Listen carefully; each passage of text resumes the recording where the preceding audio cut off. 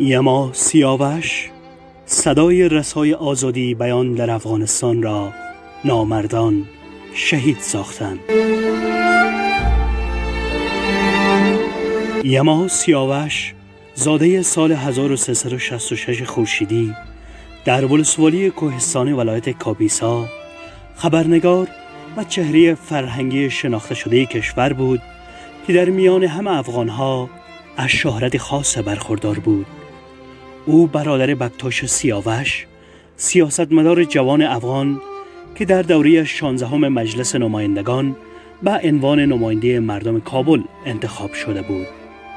یما سیاوش تحصیلات متوسطه و عالیش را در سال 1385 از لیسه عالی عبدالهادی داوی به پایان رسانید. او کار خبرنگاری را ابتدا با نشریه نونهالان شروع کرد و مدتی نیز با تلویزیون طلوع همکاری کرد و خبرهای ساعت 10 و برنامه کنکاش و فراخبر را گردانندگی می نمود که با بحث‌های جنجال برانگیز برنامه‌های او بیننده‌های زیادی داشت.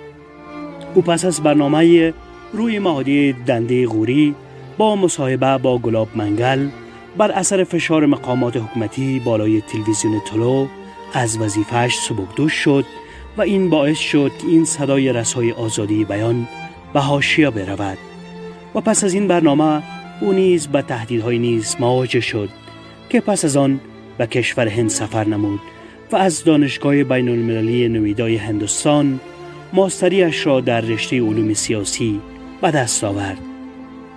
او فقط 1 سال می شد به کابل برگشته بود و مصروف فعالیت‌های فرهنگی بود که سرانجام ساعت 7:45 صبح روز شنبه 7 نوامبر سال 2020 در ناحیه 9 شهر کابل در مکروریان 4 در کنار خانه‌اش بر اثر ماین مغناطیسی کارگزاری شده در موتورش جام شهادت نوشید. او رفت اما نام و یادش همیشه جاودان خواهد ماند. روحت شاد. صدای رسای آزادی بیان.